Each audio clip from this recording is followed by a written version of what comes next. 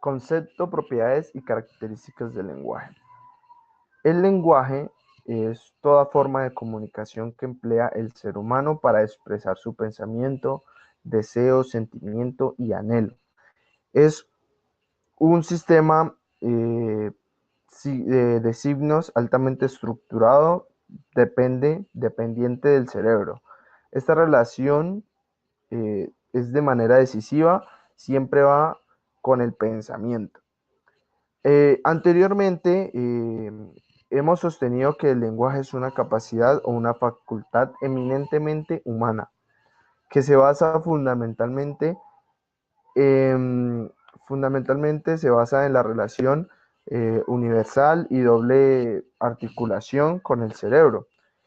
De allí precisamente vienen sus características centrales, que primero el lenguaje es racional, es universal, es innato y es doblemente articulado. Además de eso, es convencional. Teoría de adquisición del lenguaje. Existen numerosos estudios del lenguaje. Algunas teorías tratan de explicar la adquisición de la lengua materna. Otras se enfocan en estudios de la adquisición de un segundo lenguaje. Los principales, los principales teóricos de esta parte son Chomsky, Brunner, Piaget, Vygotsky y Skinner. Chomsky propuso un dispositivo para la adquisición del lenguaje capaz de recibir el input lingüístico. Brunner, lo que Brunner sugirió es que el niño aprenda a usar el lenguaje para comunicarse en un contexto de solución de problemas. Piaget propuso que el niño es un constructor activo de su conocimiento y del lenguaje. Para Vygotsky, la correlación entre individuo y sociedad era lo más importante para, para esta parte del lenguaje, para desarrollar el lenguaje. Y Skinner, por último, Skinner decía que los niños en un principio imitarían para después asociar palabras a situaciones, objetos y acciones. El papel del lenguaje en la iteración humana en la construcción de cultura.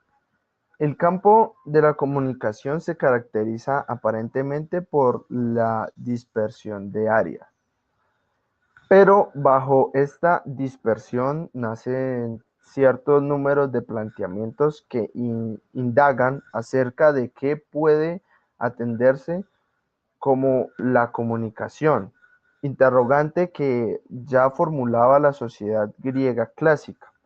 La paradoja según la cual se considera en el ámbito de la comunicación cuando existe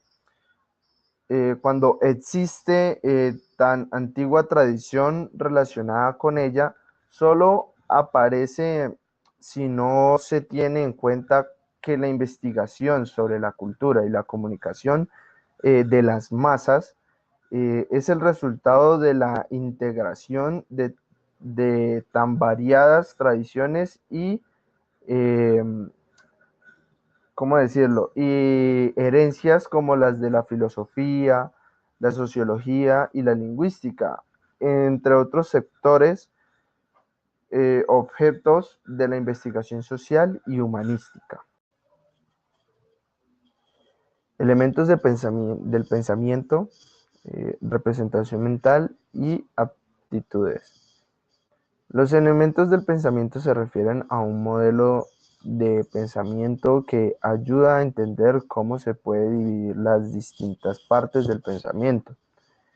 Estos elementos pueden ser divididos en propósitos, información, inferencia y conclusión. También en conceptos, suposiciones, implicaciones y consecuencias. Pueden también ser puntos de vista y preguntas. Entender los elementos del pensamiento permite que los humanos puedan examinar de una manera lógica sus pensamientos y el pensamiento de otros. Tendencias básicas del pensamiento. Seth concluyó que todas las especies heredan dos tendencias básicas: organización y adaptación. La organización tiende a organizar sus procesos mentales en una estructura psicológica. Esta estructura se va combinando, se van combinando y se van volviendo cada vez más complejas. En adaptación, se adapta a su ambiente. Existen dos procesos básicos implicados en esta tendencia: es la asimilación y la acomodación.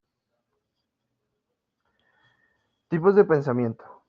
Existen 9 tipos de pensamientos en psicología: pensamiento reflexivo, crítico, analítico, lógico, sistémico, analógico, creativo, deliberativo y pensamiento práctico. Pero, ¿para qué nos sirven estos 9 tipos de pensamientos? Pues debido a que los pensamientos influyen en nuestras emociones y por lo tanto en nuestras acciones, en la manera en la que vivimos, pues nos ayuda a que podamos conocernos y comprendernos mucho mejor.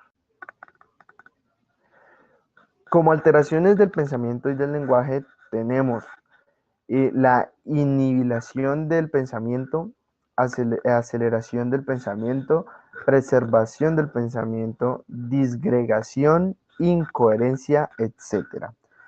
En cuanto al lenguaje, tenemos la modificación de la intensidad, el habla retardada, logorrea, mutismo, tartamudez, trastornos sintácticos, glosogalia, neologismo, incoherencia, entre otras.